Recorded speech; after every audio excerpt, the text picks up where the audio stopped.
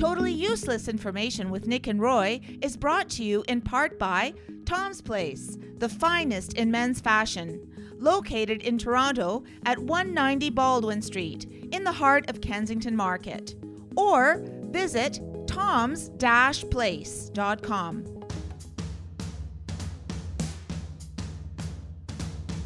It's everything you never needed to know. This is Totally Useless Information with Nick and Roy. Listen, laugh, and learn. Bras on the moon. Oh, you checked my closet again? What is the most common lost item of clothing in your laundry? Hi, I'm Nick. And I'm Roy. And this week we scoured the internet to find out these useless tidbits you know just for you. Plus, we'll read your emails from our mailbag segment. A listener really wants to add more useless information to our show, because I guess we don't have enough. And in the news, a wedding to die for, they got hitched by an undertaker. Totally useless information. It's everything you never needed to know. Hey, welcome to the show. Thanks. 100 countries around the world. Globally, we are all over the place. So no matter where you go, we're there. Sorry.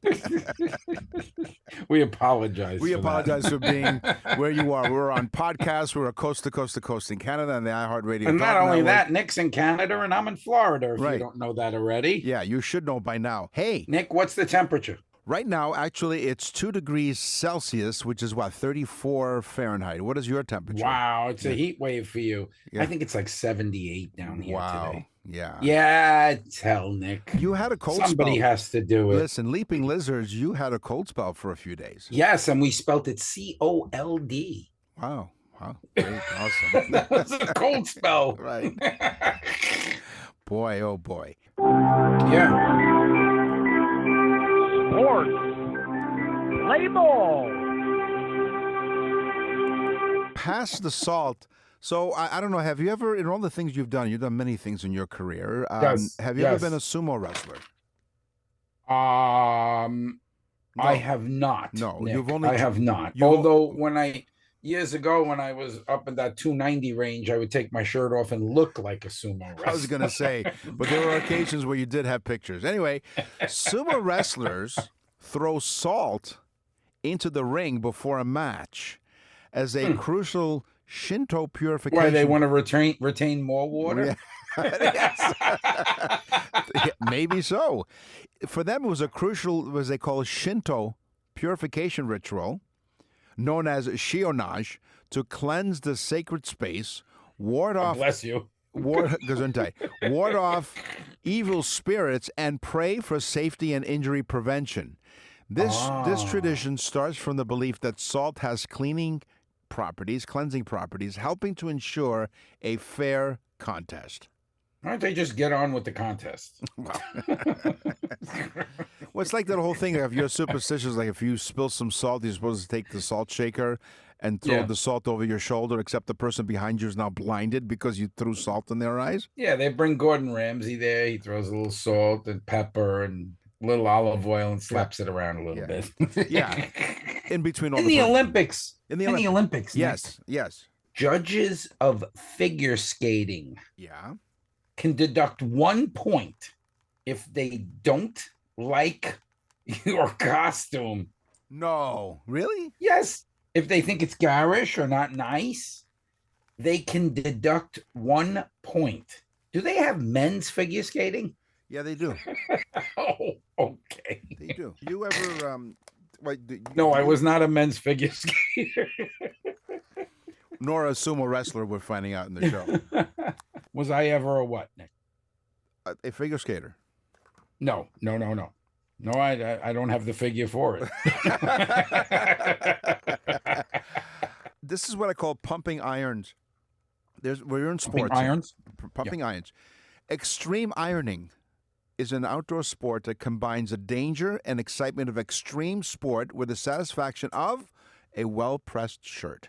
Yeah, and that's a dangerous sport, too. You can get burnt. Well, check this out. More than that, you're right. But this sport, extreme ironing, involves taking an iron and an ironing board to remote locations and ironing a few items of laundry Oh. The locations include a mountainside, preferably on a difficult climb, because why make it easy? Mm-hmm. Or taking an iron skiing, scooting, or canoeing. Here's a crazy one. Yeah. Since 1896, Yeah. only Greece and Australia have attended and participated in every Olympics. Oh. Other countries, somewhere along the line, did not either participate or even go. Isn't that crazy? Slackers. Yeah. They're missing Greece, out. But also, Greece, I can understand. They invented the Olympics, that's but true. Australia? Wow. Okay. Yeah, they sneak up from down under, you know. They do, yes. And the last time. Yes, in sumo wrestling. Yeah. That's a salty sport. It is. The last time that happened, you needed penicillin. What a charmer. So there's a sport called worm charming or grunting. Yes.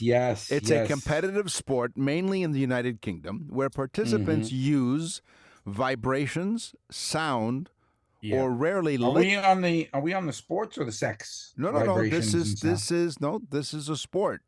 Oh, this is a sport. So they even use some liquid. I knew you'd wiggle your way into this. Although this could very well be in the sex segment, because it talks about liquid to entice the maximum number of earthworms to the surface. And it's usually that's about right for you. Usually, an earthworm. I'm glad you remembered. Anyway, so usually it takes about 30 minutes. Techniques include, now this is worm charming, techniques include pounding the soil with sticks or pitchforks to mimic rain or mole activity. Worm charming. Yeah. It's an in-depth sport. It is. Oh, absolutely. It is. Volleyball. Yes. My fact is this. This actually happened in men's volleyball. Okay. The fastest serve in volleyball. Now, that's a pretty big ball. Yeah. Okay. And how fast do you think, Nick? 80 miles an hour. Woo, almost. Very really? close, Really? Nick. Yeah. Did I get 83.3. So using the Price is Right rules, I didn't go over, so I win. Now, listen, think about that now. 83. Travel in a car at 83, almost 84 miles per hour. Right. And put your hand out the window. Right. And just feel the resistance of the wind. Could you imagine an object hitting your hands at 84 miles an hour? You said 83. Is it 83 or 84? 83.3. 83. Okay, so 83. It is almost 84. Or and we don't have pennies down here anymore, so we round everything. It's, you know what? It's senseless. That's what it is. Yeah. So to convert that to kilometers, it's 133.5 kilometers an hour. Inspired by the sport of Kidditch, a mixed gender contact sport with a unique mix of elements. Wait. Mixed gender? Yeah, co-ed. Men and women. Yeah. It's a unique mix of rugby, dodge. You ever notice how uncomfortable Nick gets when I pin him to the corner with these? Yeah, well, it's like a sumo wrestling match. Based on the sport of Kidditch, they use elements of rugby, dodgeball, and tag. Oh, all put together. A quad ball team consists of 21 athletes with 7 players per team on the field. They used to call me that in high school. Quad ball. Quad ball, yeah. They did. Each player must keep a broom between their legs at all times. That's the beauty of this sport. Yeah, that's a good sport. Keeps the house clean. It too. does. Well, I was going to say, you know what? You know how in curling they say sweep, sweep. So what they could do is they can add the element of curling in this one, and then this way they can say sweep, sweep with the broom between their legs. My wife enjoys when I bump into her when I'm playing Kidditch. Oh, really? Exactly. And she hits you over the head with the broom. That's what she does. Hockey lovers, attention, Canadians. Yes. Hockey lovers all over the world. By the way, can I say something? Thank you very much for No, you can't. Thank you for not calling it ice hockey. Okay, hockey is hockey. Yeah, no, it's not ice hockey. It's hockey, especially down here in Florida. Yeah, it's the most boring sport to watch in Florida. It's just like 15, 20 guys on a piece of like rubber, and they can't skate because it's all melted. Right. Yeah. Exactly. All right. So what about hockey? What about it? A goalie named Glenn Hall. Have you ever heard that name? It sounds familiar, but so what about Do you Glenn consider Hall? yourself a hockey lover? That's none of your business. I think I've heard the name. Yeah, it's familiar. I can't, but yeah, I'm familiar. You've been called a hockey puck. Right, exactly. But yes, okay. The guy's name is Glenn Hall. Yes. He played from 1952 to 1971. Okay. So he played almost 20 years if you round it off in cents. Right. No, he played almost 20. He played 19 years on the NHL. Okay. And he didn't miss a game. So he played 502 consecutive games. Wow. That is a record that probably may never be beat. No, I don't think so. Who the hell plays a professional sport for over 20 years? Thank you for listening to Totally Useless Information with Nick and Roy. We really appreciate every single one of you in the 100 countries around the world and the iHeartRadio Talk Network coast to coast in Canada and the United States. And this is how wonderful this is. nickandroy.com is our website. Okay, nickandroy.com, it's a simple name because our names are I'm going to stop you, Nick. Why? Because Why? I'm going to stop you because I just want you to know that somebody that comes to my shows frequently ordered a couple of birthday messages at nickandroy.com. That's right. Okay. And she said to me, quote unquote, she said, "You guys don't lie. They are the greatest gifts I've ever bought." She bought one for her dad and one for a friend. And honestly, she said, I'm telling you, it was the greatest gift ever. My dad was like almost like going crazy sending it to his friends and everything. It's inexpensive, folks. nickandroy.com. You go to the Nick and Roy store, type on birthday messages. You'll see there's birthday, anniversary, there's different ones, but you can hear a sample. It's fantastic. You got to do it.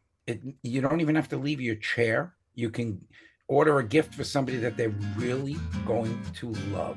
nickandroy.com. Nick and Roy will continue with totally useless information.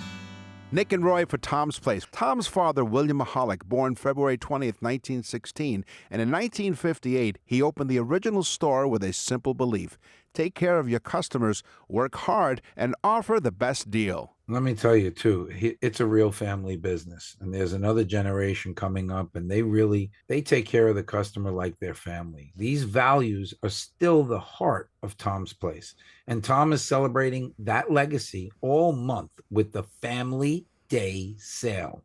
This is an incredible deal on menswear. Guys, the Family Day Sale, premium suits that are normally $5.95 for the suit, which is a good price to begin with. We're not going to slash it in half. No. $229. Wow. Dress shirts, only $60. Put together a complete casual outfit from Bugatti or Jack Victor for 50% off. Wow, Bugatti shirts. I love Bugatti shirts. Oh, yeah. Get ready, folks. Winter coats. We're going to take 50% off. They're starting at $275, and get ready. Gorgeous cashmere sweaters. Cashmere. They're 50% off of the regular price of Tom's Place. It's all about family, and everyone is treated like part of the family at Tom's Place. If you've never been to Tom's Place, now is a great time to go for menswear. Tom's Place is extending the February family sale one more week with end-of-season deals. That's right. Even though it's March, Tom's Place is extending the February family sale one more week. Visit 190 Baldwin Street in Kensington Market and online at toms-place.com. That's toms-place.com. Tom's Place will suit you. Totally useless information with Nick and Roy continues. Listen, laugh, and learn. Bow, chicka, bow, wow. Wow, wow. Chicka, bow, wow. Oh, yeah. All about sex. So, for those of you who've been along the ride here for the 300-plus episodes, thank you for joining us, for continuing your journey. And if you're new to the show, welcome.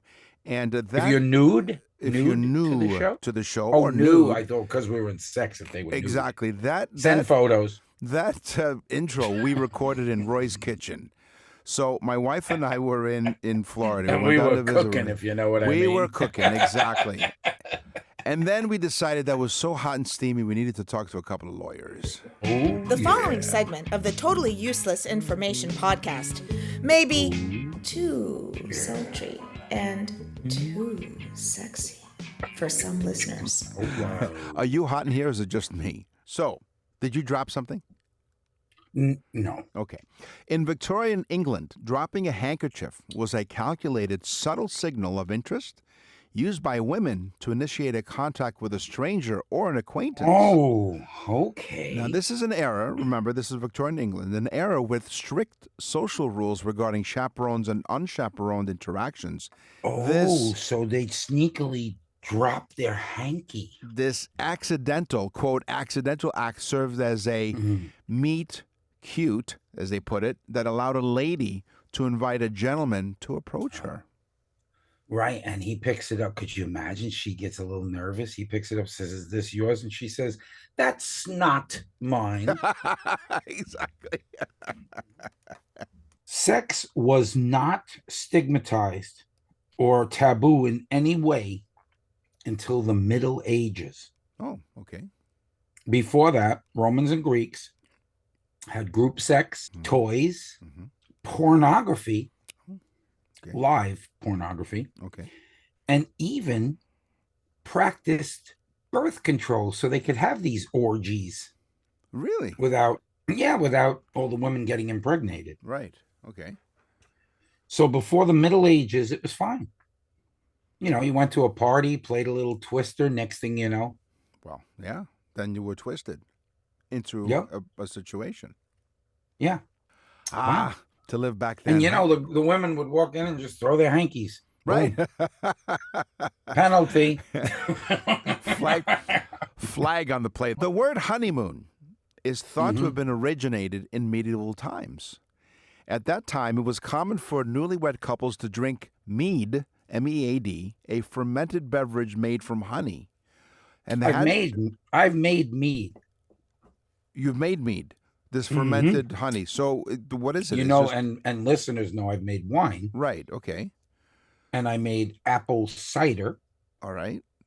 Okay, or apple wine, which is a little different than regular wine. Right. Same process. But the mead is the same process as wine, just using honey and fruit. Well, these couples, these newlywed couples, will drink it for a moon cycle or 30 days after their wedding.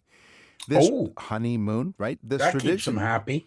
Well, this tradition was believed to bring good luck and fertility to the couple. So, yes, very happy. Worth noting, though, that medieval dwellers didn't have the luxury of watches. So instead, they used the moon cycles as a form of time, right, to measure time. And that's where mead, as you call it, honey wine, as you said, and wedding ceremonies, couples were bestowed with a moon's worth of mead, basically a month's worth, to encourage for them to drink together every single day. That's a good excuse as any. Yes, exactly. But the term honeymoon, that's where it all comes from. Cool. That was a good fact. See? Yeah, it is. Here's another one. Only 18% of women report reaching an orgasm from intercourse alone. Okay. What that means, Nick, is that during intercourse alone, it takes almost 8 to 10 minutes for a woman to reach an orgasm. But as we know from this show, the average intercourse sex, meaning the session, relations, the actual sex itself, right, not foreplay, right, is 5.4 minutes. Oh, so of course it's not that the woman isn't enjoying herself; it's just not long enough for her to reach an orgasm generally. Right. Okay. So they use other things or other foreplays, and 82%. That's 18% of women. Or they don't have a watch. They don't even know what time it is. Do they really know what time it is? Do they really care? I don't know. Great song by Chicago. We heard the expression "tying the knot," and this fact comes to us from one of our anniversary messages that we recorded just a little while ago. Yes. And so they wanted to know where Tie the Knot come from. So I am migrating the fact from our anniversary message for this couple. What Nick is saying is he really didn't feel like doing another fact. No, so he just recycled one. No, I thought I would bring it. So we went from the audience of those who heard that anniversary message for the couple to our Totally Useless Information audience with 100 countries around the world. Tying the knot originates from Scotland. Couples literally bound their hands together with cords or ribbons, and in some cases, Roy's cords from his weekend. We like to call that sadomasochism or S&M. What was Rodney Dangerfield's joke? My wife's is S&M, salesman and mechanics. So they bound their hands together with cords or ribbons to symbolize their union and commitment. This tradition often signified a binding, year-long betrothal. Betrothal. So betrothal. Betrothed. That word. Betrothed, right? Right. Sorry, my tongue got stuck. I'm not telling betrothed. You where. Betrothed. So it was a year-long betrothism or a Betrothal. Petrol, or a formal marriage pact, especially in England and Scotland, as I said. So the tying the knot, they literally tied their hands together. Yeah. And then they sink to the bottom of the ocean together. Kiss me, you fool. I will not. I'm going to talk to you and the audience about kissing. Passionate kissing involves 34 facial muscles, 112 postural muscles. The primary muscle responsible for puckering the lips is the orbicularis oris.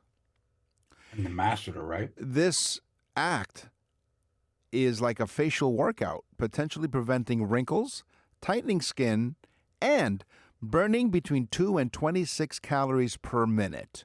That's why my wife looks so young and fit.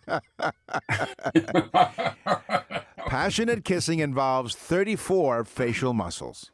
So I guess, Nick, all those years that you've been working for that corporation, that's what you were doing. You were working out every day, that you were derriere kissing. Right. Yeah, that might be true, but you know what? At least I don't have wrinkles. Welcome to the Totally Useless Information Fashion Show. So we just talked about sex, which means you take off your clothes. Now we're putting your clothes back on because we're talking about fashion here. This is a general progression. Yeah. On Totally Useless Information with Nick and Roy. Vestophobia. Do you suffer from vestophobia? I'm not sure. I believe I do. Well, it all depends on what day of the week and depends on if you're wearing your shorts or not. It is the irrational fear of clothing itself, not the lack of it. Oh. It often manifests as anxiety. Or manifests, one or the other. One of the two. It manifests as anxiety regarding the sensation of clothes on the skin, tight clothing, and traumatic associations with specific garments. This is why I go commando. There's nothing touching there, so there's nothing that vestophobia can't cure. Or pantless. It's a new romantic comedy Roy's written. It's Pantless in Seattle. Or Pantless in Fort Myers. Pantless and commando. Yes. Which, by the way, let's go down a rabbit hole and maybe, what did you call this? Also heard on the show? Commando, the term came from the soldiers of Vietnam War because it was so hot and muggy over there. They couldn't wear any underwear because it was just too hot and sticky. So they called that commando. Yeah, and I used to not wear underwear or pants to scare the enemy. Right. And the war was over. Nick and Roy will continue with totally useless information. We're back with totally useless information with Nick and Roy. Listen, laugh, and learn. In the 1600s, it was so fashionable. How fashionable was it?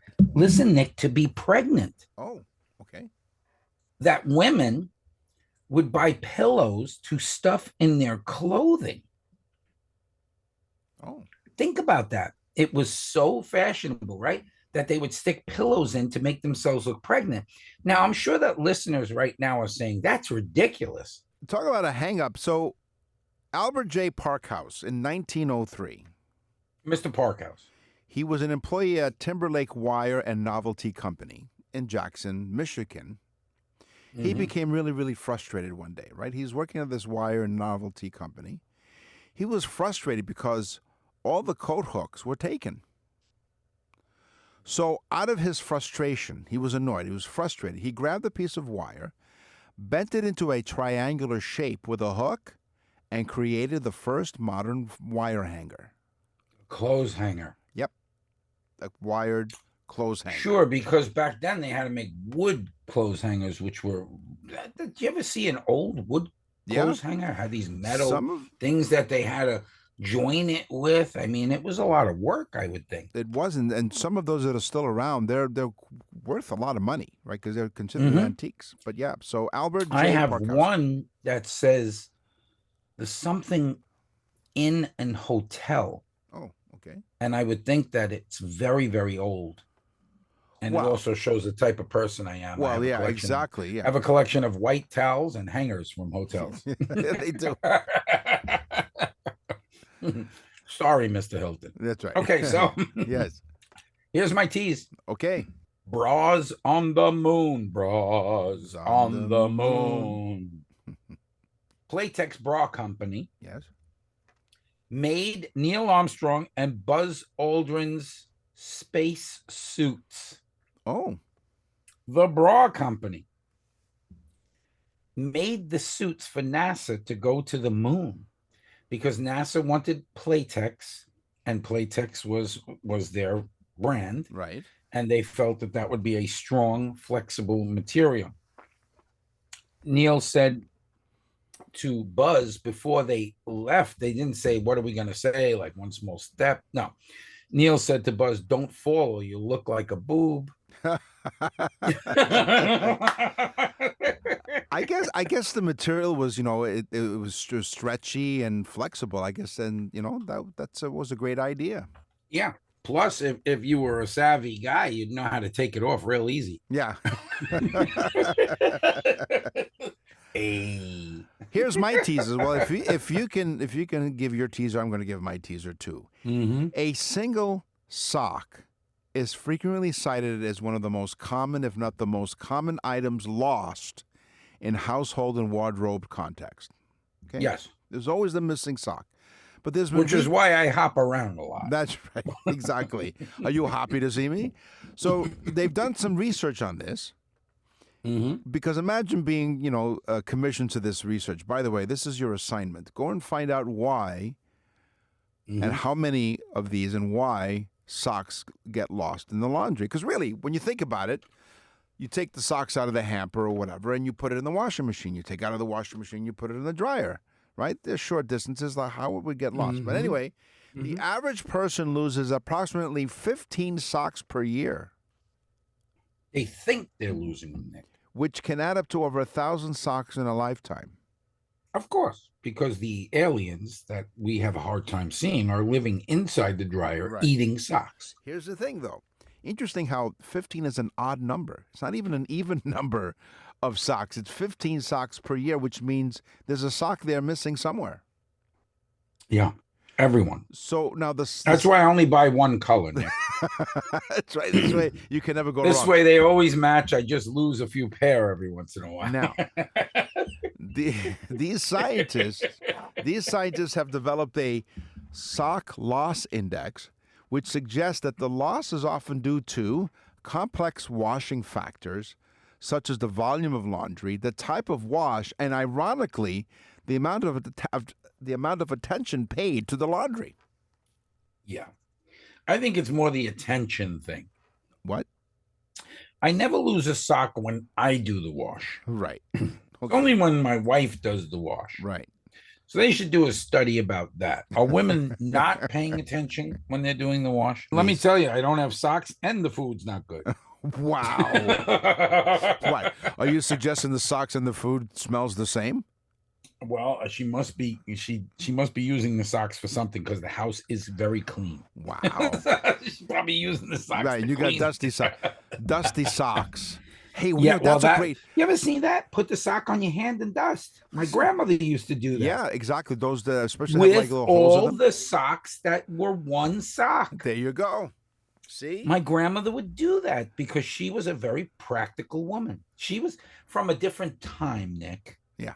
She was. So I just discovered something. We're talking about socks. I And apologize in advance to all women in the world. Yeah, all 100 countries and then some. So we're talking about. You said dusting with your socks. What a great it's either a great Hollywood name or a porn star name. Dusty socks. Yeah. Dusty socks. Dusty socks. Yeah. She socks all night long. There you go. See, that's where I went. Dusty socks. Dusty socks. Yeah. I like that. Yeah. You know, are we still on the sex? Well, I don't know. Has 5.5 minutes gone by? Listen, it was our Christmas show, yes, Nick, that we discussed this, but really it is a fashion topic. So I'm going to reinsert a topic as well in this show. We recycle, yes. Because it was a shocking one that kind of slid by because the Christmas show in Iceland. If you don't receive, and I'm going to call Tom up, Tom from Tom's Place, our sponsor with the greatest selection of men's clothes ever in the world. Yes. I'm serious. Tom's Place, awesome. Go online. You can shop online. Tom's fantastic. Tom's-place.com. Yeah, it's really. I mean it. But anyway, in Iceland, if you don't receive clothing as a Christmas gift, they say you will be eaten by the Yule cat. Oh. Now, this must be a rather large cat. And a hungry one at that. But anyway, this cat seems to get really pissed if you don't get clothing. I think this cat is a manifestation of all the clothing stores in Iceland, which is probably 2. Right.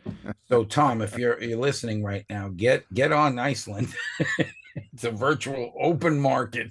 What's really interesting how you said that you will be eaten by a Yule cat. Yeah, exactly. And Tom, overcoats, man, lots of them. Exactly.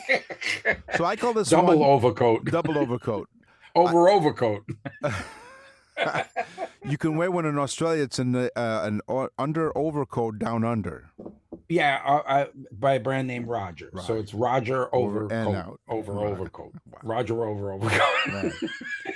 I need GPS. We're just having fun here. Oh folks. Yeah, you know what? I need GPS just to get back to where were we? Oh, here we are. This one I call in and out of the closet. Nick, can I interrupt you for 1 second? Sure. I'm going to send you a picture, and I want the listeners to know it will be on our newsletter. So go to nickandroy.com. Sign up for the newsletter. Bottom of the page. We're going to give it to you. We're giving it to you, and it's great. Yep. But I'm going to send you a picture of a bobcat. Okay. A Florida bobcat. And it was just walking around the community. Oh. This was considered a baby, which is the size of a dog, pretty much. Okay. And he's beautiful. I would want to have him in my home. You know, that I would want to have him as a pet. That's how beautiful they are. But this was a pretty, this thing could hurt you. You know, it's a bobcat. But just walking around like it didn't care. I was on my bike. I rode up to it. Yeah. Within 4 or 5 feet of it. Could care less. Looked at me. You know. Is that a common sighting of a bobcat in Florida? We have Florida. We call them Florida Panthers, but technically they are not Panthers. They're bobcats. Yeah, the Panthers are the hockey team, the Stanley Cup, 2-time Stanley Cup champion Florida Panthers. But they're not really. We don't have Panthers. We have bobcats. Right. You don't have hockey players either, because most of the teams. No, they're Canadian. Yeah, they're Canadian. Yeah. You're welcome, Abe. We import them. All right. And Abe. then we export our bobcats up to you guys. Right. Thank you. It's an even swap. Gotta get over to Tom's. It's a Yule bobcat. Nick and Roy will continue with totally useless information. You're listening to Totally Useless Information with Nick and Roy. Listen, laugh, and learn. What's in the mailbag? What's in the mail?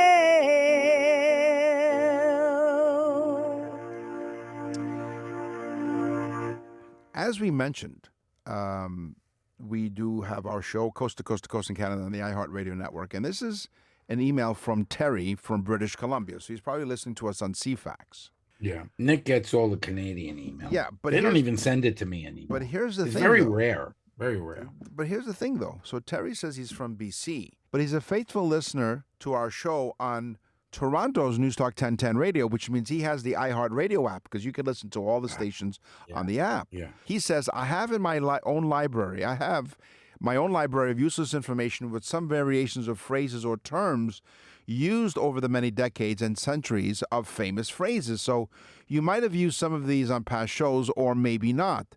So he says, feel free to pick and choose any of these for a future podcast. So you know what? First of all, Terry, thank you very much. And here's one of the things he said. Lead cups were used to drink ale or whiskey way back when. So the combination would sometimes knock the imbibers out for a couple of days because of the lead. Ooh. Someone walking along the road would take them for... Oh, my God. They drink from a lead cup. Yes. So people walking along the road because they collapsed would take them for dead and prepare them for a burial. They were laid out on the kitchen table for a couple of days. This is way back when. And the family would gather around and eat and drink and see if they would wake up. Hence the custom of holding awake. Holding awake. But also, what about get the lead out? Get the lead out. So thank you, Terry. They laid them there to get the lead out. That's right. There you have it. So thank you, Terry, very much. Morgan from Hartford, Connecticut. Hello, Morgan. Yes, this is in the United States. Okay. I've been taking a lot of ones from all over the world, but this one is Morgan from Hartford, Connecticut. She says, your show is great. Thank you. It's hard to believe that your facts are real. Oh, okay. Well, it's hard for us to believe. No. Yeah. Well, really, honestly, it's hard to believe that I'm as good looking as I am, Morgan. Oh, yeah. But that's true. Right. As the expression goes, he's not conceited, he's convinced. No, so Morgan, yes. Sometimes we do get it wrong. But that would be on the fault of the internet getting something wrong, because we do research and we usually don't just go by the first hit. Right. We have our team research these things to try to find them do our on due diligence. multiple, multiple sites. And that's why we do the work for you. We've had over 300 some odd shows, and we very rarely get it wrong, but there have been times that we've corrected ourselves. Yep. So she says, I am addicted to your show. Okay. Which a lot of people say. She says, I'm addicted to your show. Guess that makes me a useless junkie. Ooh. Go UConn, she says. You know what that is, right? Yes, University of Connecticut. Yes, sir. Yeah. So anyway, I love that, Morgan. That's why I read it. She says, I'm addicted to your show. I guess that makes me a useless junkie. Very good. Wow. Thank you very much, Morgan. We have junkies, Nick.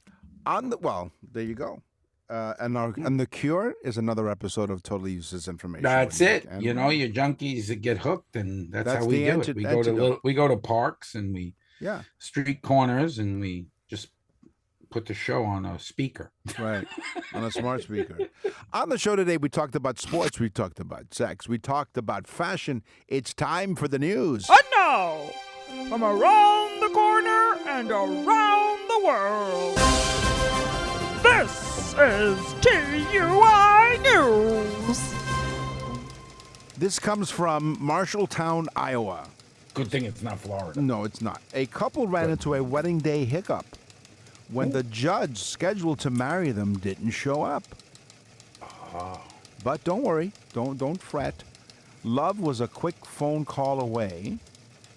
Alex and Reen Webb planned to tie the knot at the Marshall County Courthouse earlier this month. It was already meant to be something intimate, but they were surrounded by close loved ones anyway. Why? Well, hold on. We wanted something really small and low-key, according to the groom, Rian. Yeah, he's doing a lot of talking, this guy. Yeah, he did. The couple... Well, now. She had for now, for the time being. She had her mouth full. That was pre-marriage.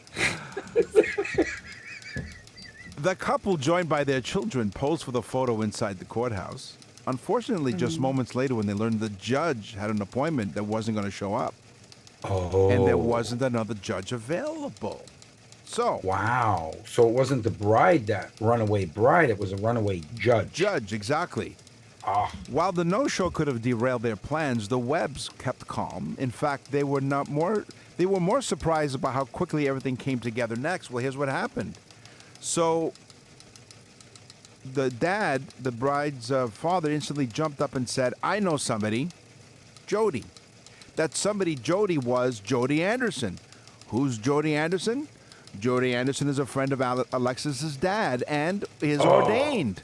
She's ordained, and she's also the sister of Hans Christian. Right. Right. And she was one ugly duckling. He and his wife were also the owners of Anderson Funeral Homes.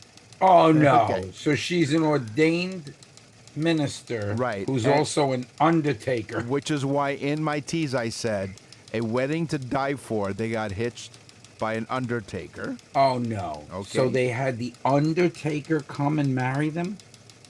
Anderson said he was home when Alexis's father called his phone. His wife woke him up to let him know who was on the line.